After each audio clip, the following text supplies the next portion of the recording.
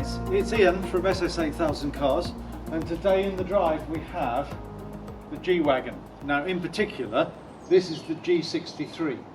There are only two models in the G-Wagon range at the moment in the UK available to buy.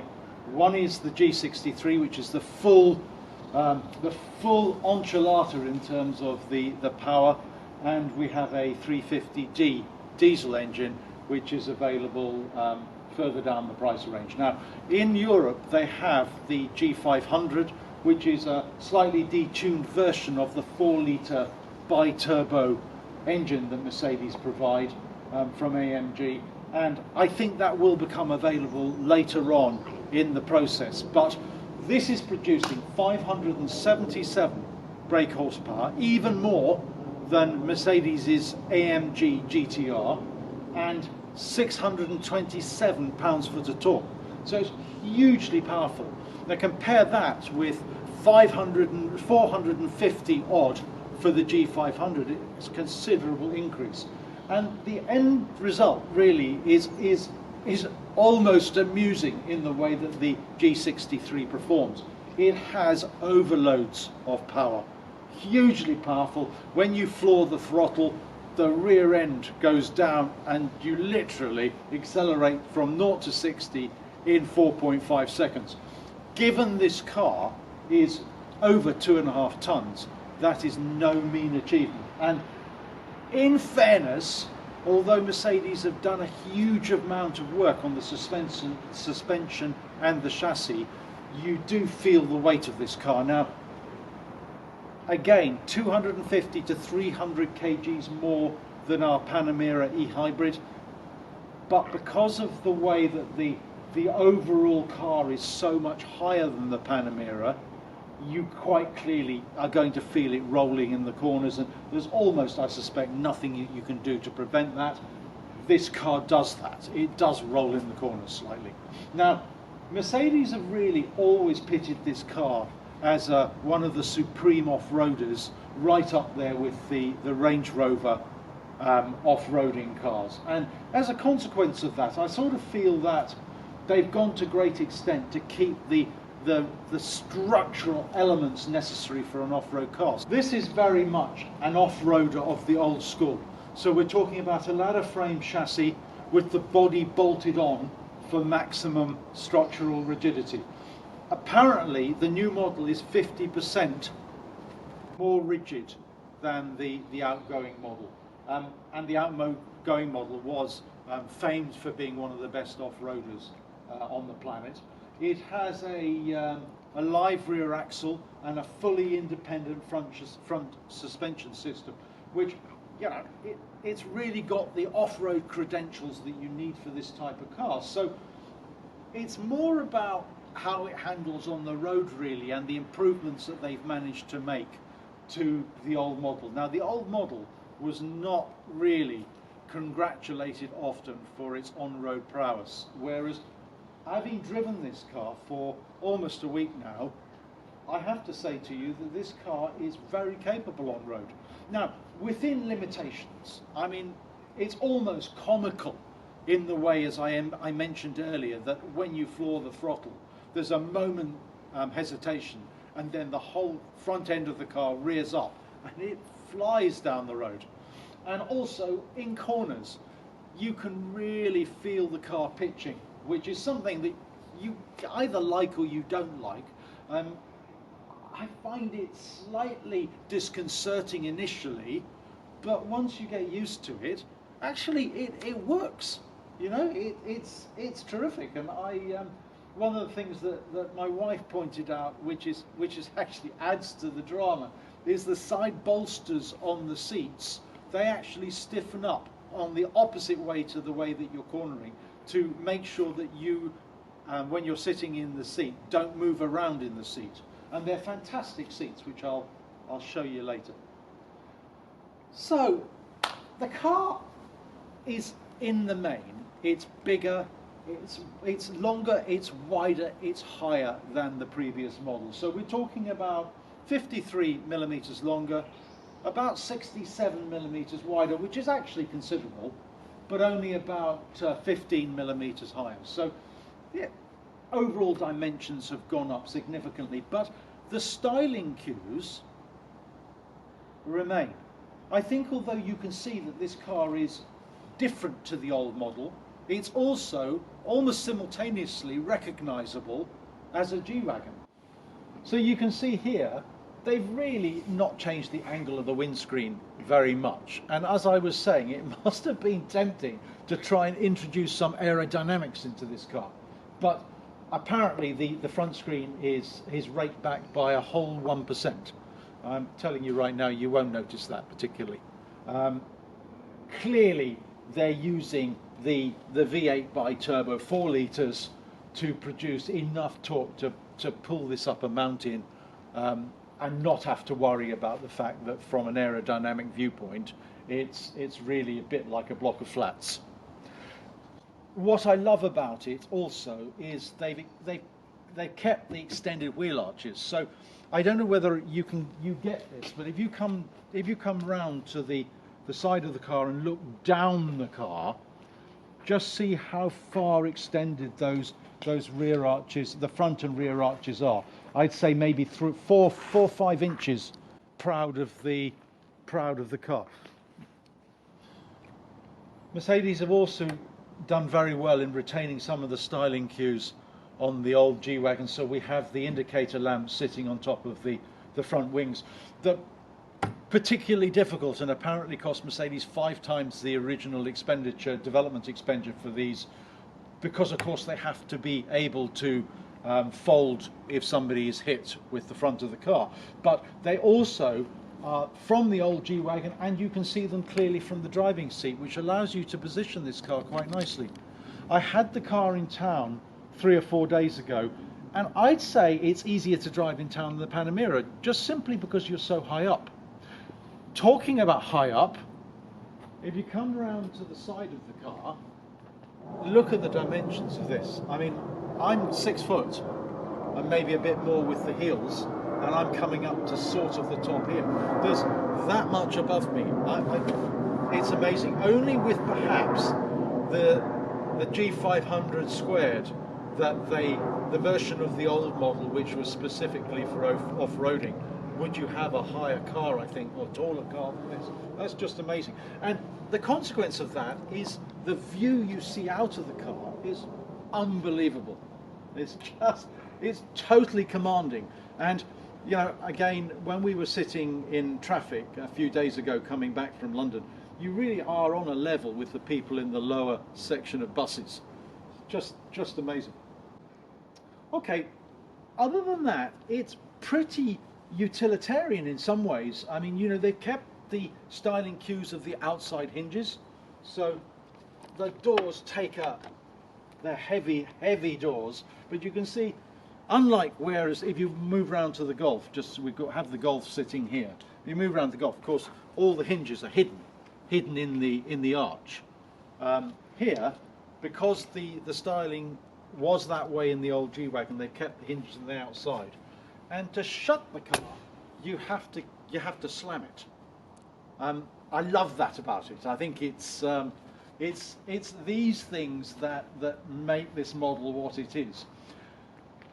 Has a 9-speed transmission, so a standard torque converter automatic system, which it suits the car brilliantly.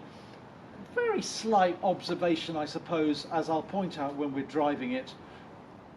Sometimes it hunts a little for the gears. I don't know whether it needs 9 gears, but that is certainly Mercedes' latest offering, so they put that onto this car.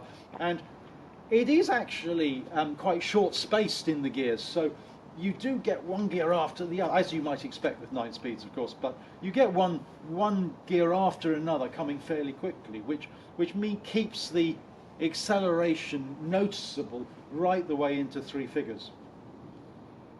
And then again, you really do, it's one of the few cars where the side steps are absolutely necessary, and I'll show you when we go inside how you use the side steps to get into the car, because the car is just too much, for me, is marginally too tall for me to be able to just get into the car without stepping onto here. Bring you down to another styling cue, which is I think it's absolutely amazing with the G-Wagon. It's on the G63. You have the 4 exhausts, 2 each side, coming straight underneath the side step. What they call and term as the side exhaust system. I think it's absolutely wonderful, and it's a unique feature. I know they had that on the SLR McLaren, but other than that, I've never seen that on a car before. I just think it looks great. The other thing is you have the noise that the car makes really close to where you're positioned when driving, so you really hear this car. It makes a fantastic noise, as I'll show you a bit later. In terms of practicality, it looks like it's a huge car. It probably doesn't take up any more than the room the Panamera takes up, I suspect, albeit it's a lot higher. But there isn't that much room inside, and I'll demonstrate that in a second when we're finished going around the car. Nice and wide and nice and high, but not so much room in the cabin itself. So I think you might be able to go a long journey with 4 adults. I think the 2 adults in the rear might be a bit tight. So coming around, we obviously have the Pirelli Scorpion tyres. I assume they're semi-off-road, because I mean this car is off-road with an off-road car with the 20-inch alloys. I think they look good, actually. I think they're a good demonstration of how you don't need to over-tyre a car. This is a huge car. I think the 20-inch alloys are absolutely perfect. And then coming round to the rear, the spare wheel, which I mean is unusual in a car to have a spare wheel, but obviously when you're off-road you're more likely to damage the tyres than you might normally do so. But everything is really hewn from granite in this car. I don't know whether you can hear that, but that is metal going round the tyre cover. Clearly that isn't. And comes as standard, I believe, with a tow bar. Normally I don't like tow bars, because what happens is pedestrians coming past can damage their shins on them. But because the spare wheel cover comes well out beyond the tow bar, I think there's very little damage of anybody being hurt as a consequence. And again, you know, the box styling of the original car has been kept. Okay guys, let's have a quick look in the rear of the car. Very heavy door again, and open wide. Good amount of space. Carrier luggage for 4, certainly for a week. And of course, if you've got the optional netting which goes above the rear seats, you'll be able to pile it up to the roof. Great for animals in the back, and you have the ability to pull the sliding cover across, which of course makes everything safe from prying eyes. Okay guys, we'll close up and pop round to the bonnet, I think, and have a look at the engine. Bonnet cover release system is right under the dash there. I mean, there isn't very much to see here. If I can find the latch, there we go. Again, as with the way with all cars these days, there's a huge engine plastic cover over the engine itself. But you can see it's a considerable lump, a 4-litre twin-turbo V8. One of the things that is interesting with all Mercedes AMG cars, of course, is that the engine is hand-built by one individual, and then their name and their plaque is put on the top of the engine here. Now,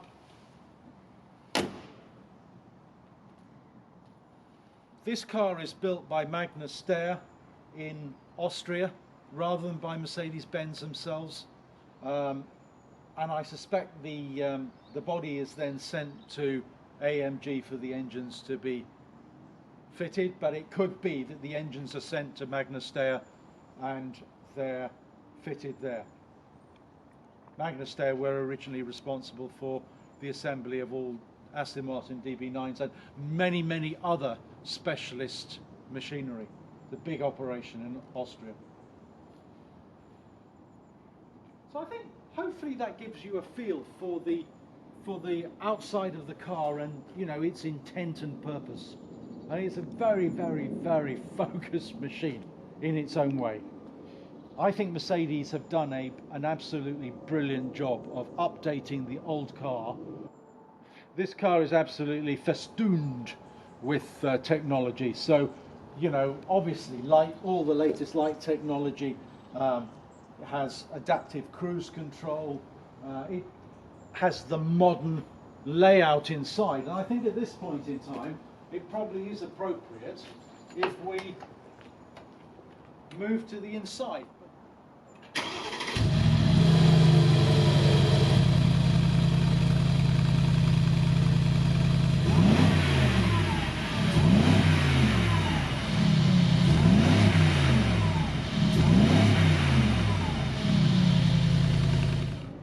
Guys, you join me inside the cabin of the new G-Wagon G63, and it's a mix of modern and I suppose some older touches. So what I want to do is start with first, and I will mention this when I'm driving, but it has new electromechanical steering, rack and pinion steering, and compared with the old model, which was, I have driven, was very much like an old Cherokee that I had, where off center you just could do this with the car and the car wouldn't deviate from its position. The steering on this is just in another world to the old G-Wagon. It is precise, it points you in exactly the direction, it takes the car in exactly the direction that you want it to, and it's really nice and feelsome, and it's a lovely steering wheel. Personally, I have a slight preference for round steering wheels, but there is nothing wrong with this steering wheel at all. It's just lovely, lovely, lovely touch. And generally, this car is really, really well made. Now, we have a sunshine roof. It's not a full panoramic view roof, but it lets quite a lot of light into the front of the cabin, which is quite smart. You can see that the instrumentation is very much the modern generation Mercedes. I think there are two 12.3-inch screens here, one with the infotainment and navigation, and as you'll see later, various systems that you can set up for the use of the car, and of course your standard twin dials directly in front of the steering wheel. First thing I'm going to bring you to are the three fixed differentials that the car has. It doesn't have a switch to what I'd call take you down the hill, so where all the electronics manage the various systems the car has to prevent slippage on four-wheel drive cars.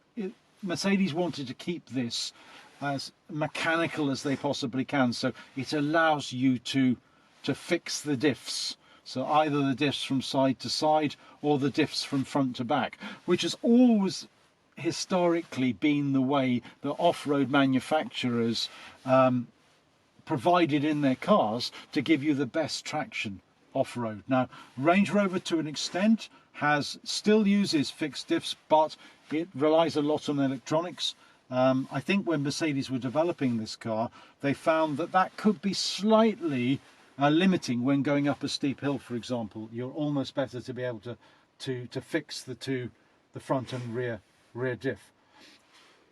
It's a nice environment. I mean, everything that's disadvantageous about having a very upright screen is pleasant in terms of aerodynamics, is pleasant when you're sitting inside the car. You can see the styling cues from before. You have the grab handle in front of the passenger seat, so allow the passenger to climb on board, because you really do need to climb on board this car, but also in terms of being able to sort of have something to hold on to when the car is pitching from side to side. Although the bolsters, which I talked about earlier, they stiffen up to prevent you rolling yourself. It's quite nice to have either the steering wheel for the driver or the grab handle here for the passenger. I think it's quite a nice touch. Apparently this car has drift mode.